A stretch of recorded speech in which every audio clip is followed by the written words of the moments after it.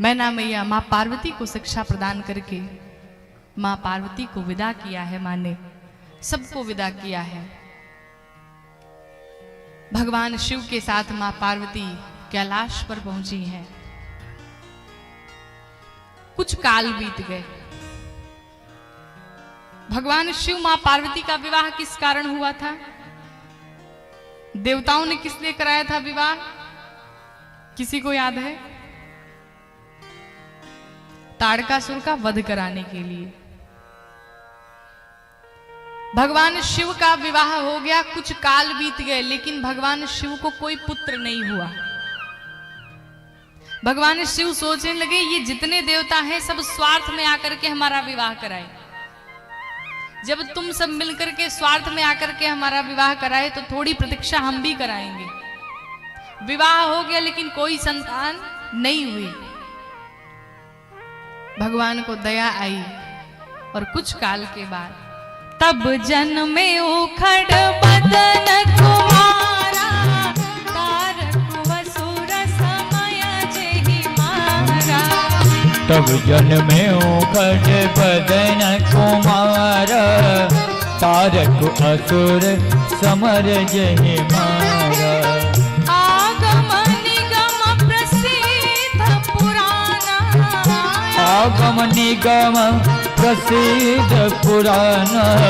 सन्मुख जन्म सकल जग जाना। सन्मुख जन्म सकल जग जाना। सन्मुख जन्म सकल जग जाना। सन्मुख जन्म सकल जग जाना। कार्तिकेय भगवान का जन्म हुआ। एक बार सभी श्रद्धा और प्रेम से जयकारा लगाएंगे। बोलिए कार्तिकेय भगवान की जय हो। कार्तिकेय भगवान का जन्म हुआ। आज इस समय कार्तिकेय भगवान की पूजा दक्षिण दिशा में होती है, चेन्नई में, जिन्हें मुरुगन स्वामी के नाम से जाना जाता है। कार्तिकेय भगवान का जन्म हुआ है। उन्होंने दुष्ट राक्षस ताड़कासुर का वध किया, सभी देवताओं को मुक्त किया, सब प्रसन्न हुए। अब इस कथा को याज्ञवल्क्य ऋषि ने यही समाप्त कर दिया।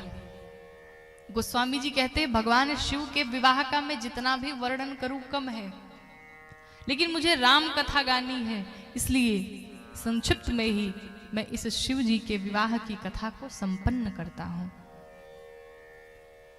अब पहले दिन की कथा में आपको ले चलूं। तीर्थराज प्रयाग में याज्ञवल्क्य ऋषि भरद्वाज जी को यह कथा सुना रहे थे। भरद्वाज जी का क्या प्रश्न था? क्या प्रश्न था? राम कौन है? प्रश्न यह था कि राम कौन है, और याज्ञवल्क्य ऋषि ने उत्तर दिया, शिव जी के विवाह की कथा को सुनाया। जानते हैं क्यों सुनाया? याज्ञवल्क्य ऋषि भरद्वाज जी की भावनाओं को जानना चाहते थे, उनकी श्रद्धा को जानना चाहते थे, उनके प्रेम को जानना चाहते थे।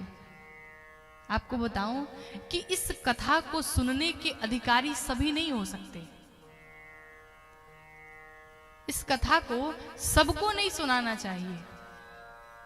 फिर स्वयं भगवान शिव मां भवानी से कहते हैं उत्तरकांड में, भवानी इस कथा का अधिकारी कौन है? मां ने पूछा कौन? भगवान शिव कहते हैं कि राम कथा के तेई अधिकारी। कौन? जिनके सत्संग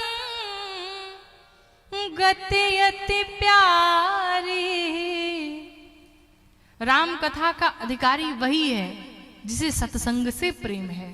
जो सत्संग से प्रेम करता है उसी को ये कथा सुनानी चाहिए, सबको ये कथा नहीं सुनानी चाहिए। अर्थात याज्ञवल्क्य ऋषि ये देखना चाहते थे कि भरद्वाज ऋषि को कितना प्रेम है भगवान की कथाओं में।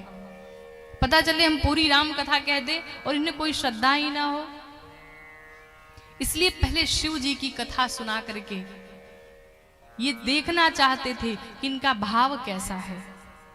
लेकिन यहाँ परिणाम ये हुआ कि भरद्वाज ऋषि भगवान शिव जी के विवाह की इस कथा को सुन करके उनके नेत्रों से प्रेमाश्रु निकलने लगे, रो पड़े, रोम रोम पुलकित हो गए भरद्वाज ऋषि के। और आपको बताऊं कि याज्ञवल्क्य ऋषि भगवान शिव की कथा सुनाना प्रारंभ किए और भरद्वाज जी ने एक बार प्रश्न नहीं किया कि ऋषिवर मैंने आपसे पूछा था राम कौन है, राम जी की कथा सुनाने को कहा था, लेकिन आप शिव जी की कथा सुनाना क्यों प्रारंभ कर दिए? ईमानदारी से बताइए, यहां राम कथा चल रही है, राम कथा गाने के लिए हम सभी आए हुए हैं, लेकिन यहां पर आकर के अगर हम भागवत जी की कथा प्रारंभ कर दे तो आप प्रश्न करेंगे ना कि आपको राम कथा सुनाने के लिए बुलाया गया, आप भागवत जी की कथा क्यों कर रही हैं? स्वाभाविक है आप प्रश्न करेंगे, लेकिन भरद्वाज जी ने एक बार प्रश्न नहीं किया कि ऋषिवर आप ऐसा क्यों कर रहे हैं। भगवान शिव की कथा को सुनकर के भरद्वाज ऋषि के आंखों से अश्रु निकलने लगे, रोम रोम पुलकित हो गए, प्रसन्न हो गए। याज्ञवल्क्य ऋषि ये देख करके कहे ऋषिवर आप धन्य हैं, मैं जान गया हूं आप राम कथा के अधिकारी हैं, आप राम कथा को सुनने के अधिकारी हैं, आपको सुनाया जा सकता है। जिसका भगवान शिव जी की कथा में इतना अगाध प्रेम है, भगवान शिव की कथा को सुन करके जो इतना आनंदित हो रहा है, जब भगवान राम की कथा सुनेगा उसकी क्या स्थिति होगी। ऋषिवर मैं आपको राम कथा सुनाना प्रारंभ करता हूं।